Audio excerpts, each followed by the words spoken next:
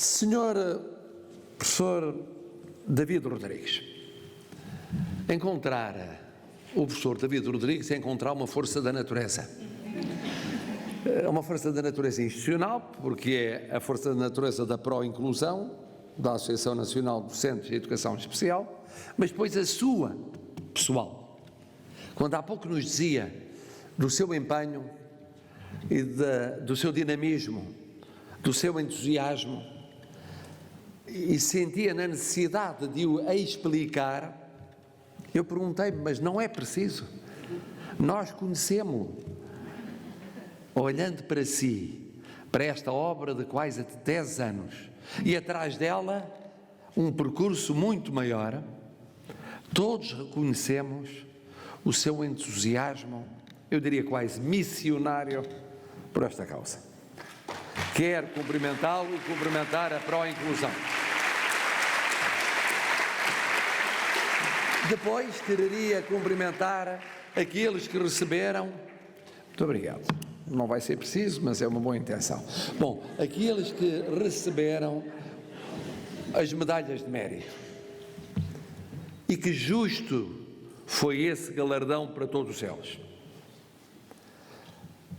Apeteceria elogiar um a um, em termos pessoais e em termos institucionais. Mas sinto que todos compreendemos o ambiente de festa de família, no bom sentido do termo, que vivemos, que experimentamos neste reconhecimento do mérito de quem anos, décadas lutou também pela mesma causa. Estão todos de parabéns, mas estamos sobretudo nós de parabéns. Nós portugueses e nós luso-brasileiros, no sentido mais vasto do termo, estamos de parabéns pelas medalhas de mérito que tão justamente foram entregues. As nossas felicitações muito efusivas. Falar do domínio da matéria que nos reúne hoje é recordar muito rapidamente um percurso que já aqui foi referido quanto à educação especial, que começou por não existir. Começou por não existir. Parece que foi há uma eternidade, mas não foi há uma eternidade.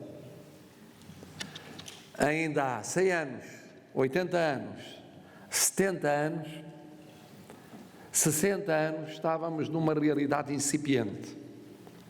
Se quisermos ser muito generosos, diremos que foi em meados dos anos 60 que se começou a compreender, no quadro do regime autoritário anterior, que era necessário olhar para este problema. E o que foi criado, e que era muito básico aos olhos de hoje, foram os primeiros centros de observação e de educação e os primeiros programas de formação especializada para professores. Estávamos em Portugal em meados dos anos 60. Estávamos longe do que se fazia noutros países europeus. Estávamos muito longe do que era necessário fazer no nosso país. É só nos anos 70. É só num processo que arranca com a Constituição da República Portuguesa, com a democracia e depois com a legislação que vai sendo sucessivamente criada, nomeadamente nos anos 80, começando pela lei de base do sistema educativo. É só então, e depois, no começo dos anos 90, que passamos para a fase que poderíamos chamar a fase da integração paulatina. Porque é lenta, porque é complexa, porque é difícil. Há o entusiasmo dos pais e encarregados de educação.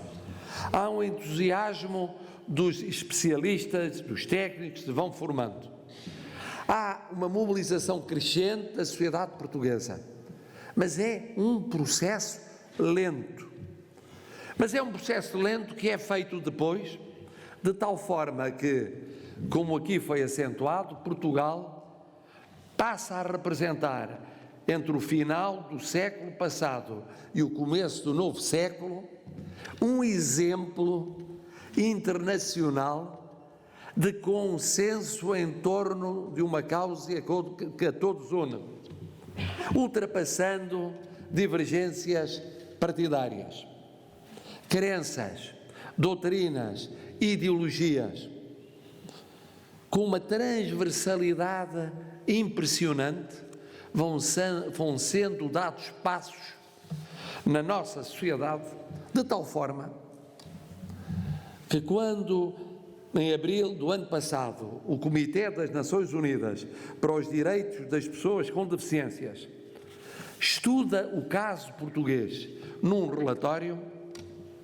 tem de elogiar a inserção da esmagadora maioria dos alunos portadores de deficiência nas escolas regulares, ao mesmo tempo que aponta problemas e carências e formula recomendações, a necessidade de legislação para assegurar os direitos de igualdade e não discriminação a todos, a possibilidade de alargar o recurso a fundos europeus estruturais e de investimento para ampliar esta área de intervenção, a imprescindibilidade de medidas de apoio para maior equidade no ensino superior, louvando, embora, a existência de cotas para alunos com deficiências.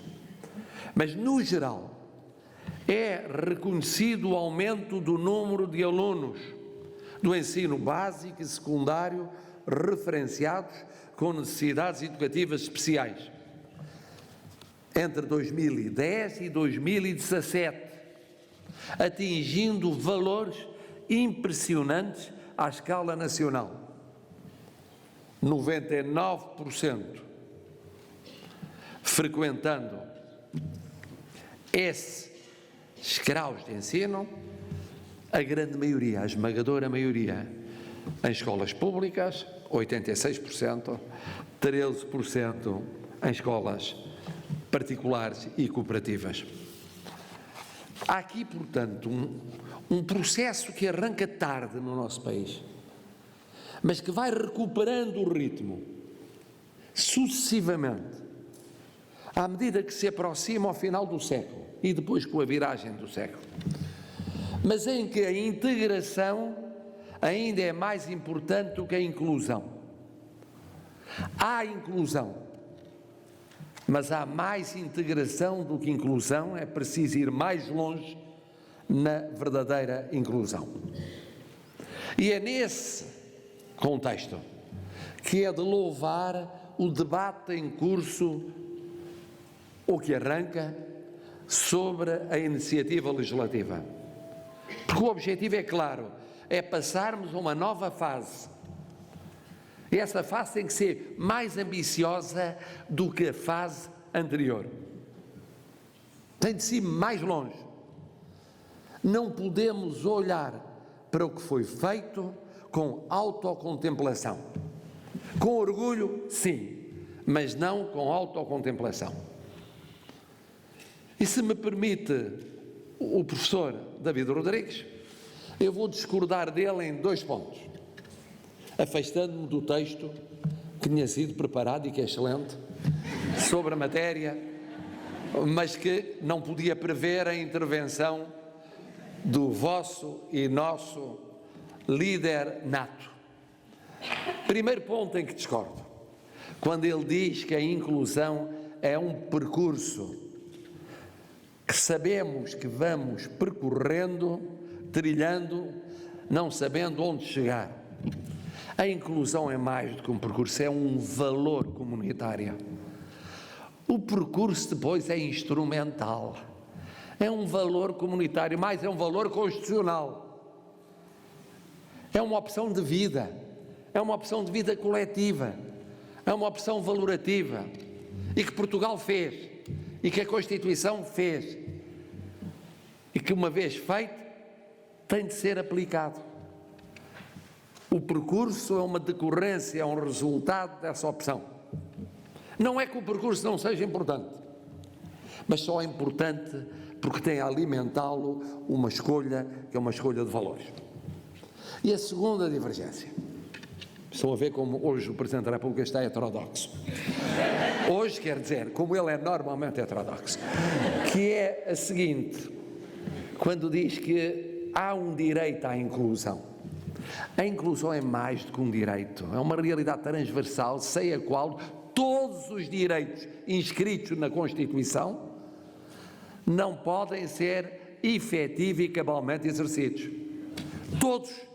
A liberdade de reunião, a liberdade de expressão, o direito de associação, os direitos económicos, sociais e culturais. Porque há uma tendência hoje para qualificar como direito realidades que são muito mais ambiciosas do que isso. E sem querer, banaliza-se essas realidades.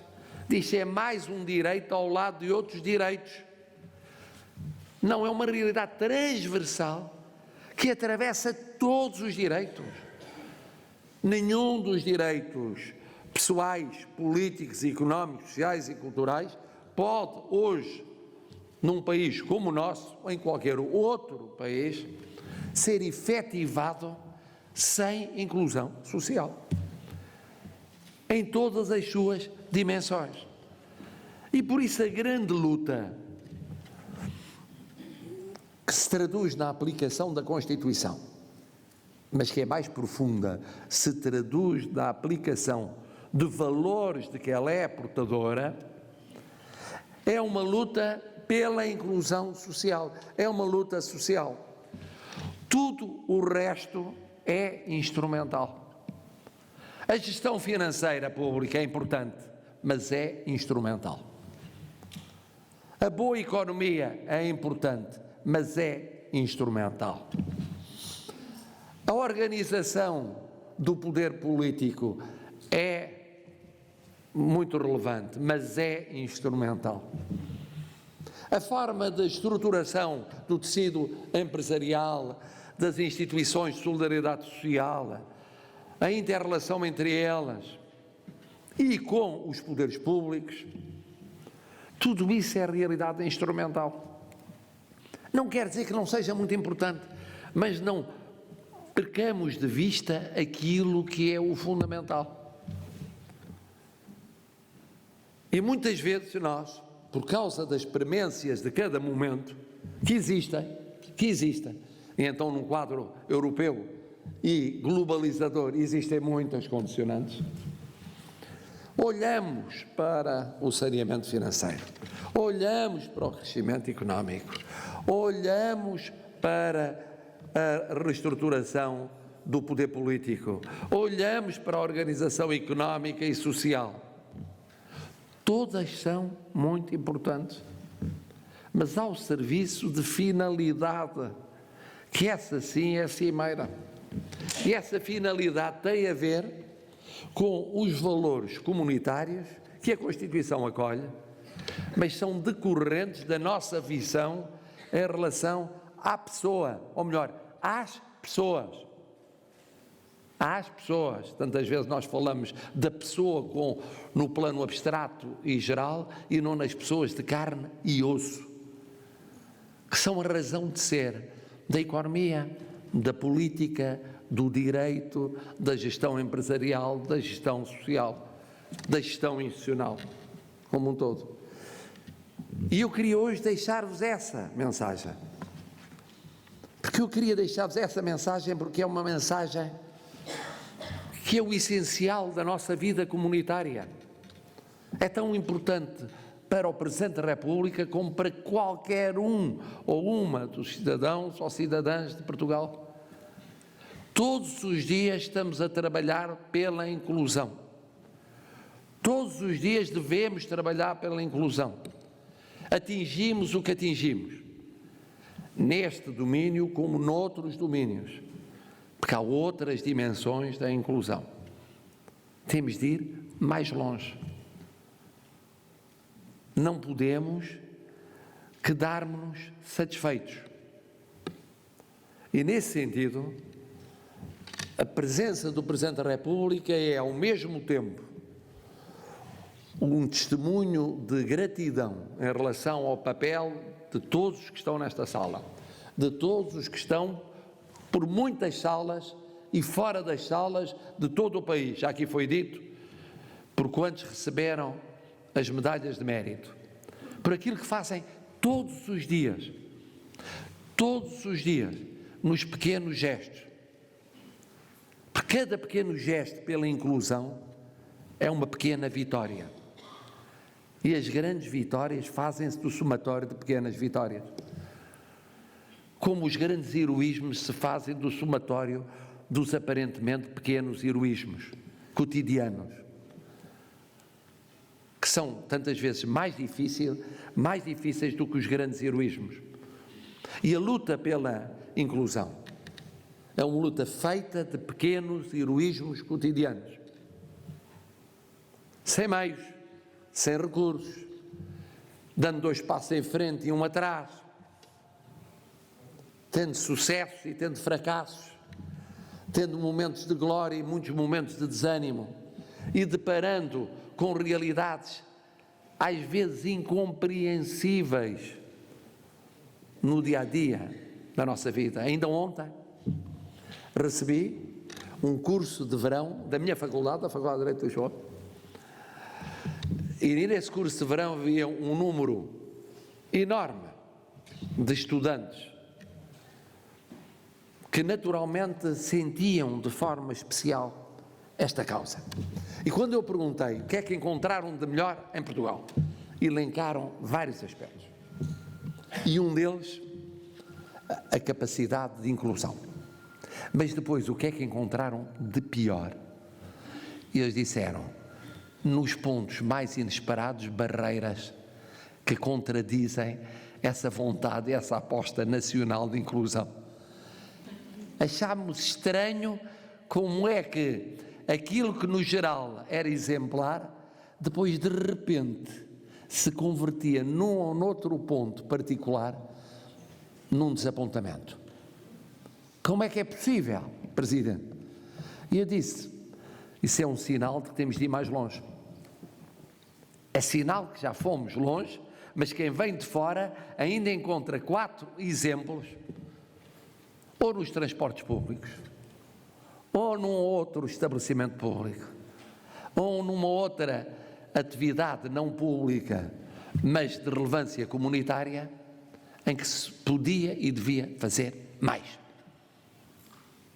Ao mesmo tempo que reconheciam, nomeadamente no ensino, e até no ensino superior, e num quadro de investigação, e o ensino superior, bem o sabemos, não é preciso vir um relatório internacional, nem sempre acompanha, há exceções, mas nem sempre acompanha o básico e o secundário, encontramos ainda padrões que merecem ser superados. Esta é a minha dupla mensagem. Primeiro, agradecimento. Segundo, incentivo. Eu não quereria parecer revolucionário, seria estranho, da parte de um presidente de uma democracia institucionalizada, mas quase que diria, a luta continua. A luta continua. Porque aquilo que atingimos é muito importante, mas queremos mais e queremos melhor. E no próximo congresso, assim eu venho a ser convidado, quero encontrar-vos onde quer que seja, com metas mais ambiciosas, com melhores resultados, sinal de que valeu a pena apelar à continuação da luta. Agora é a vossa e a nossa tarefa, é a tarefa de Portugal.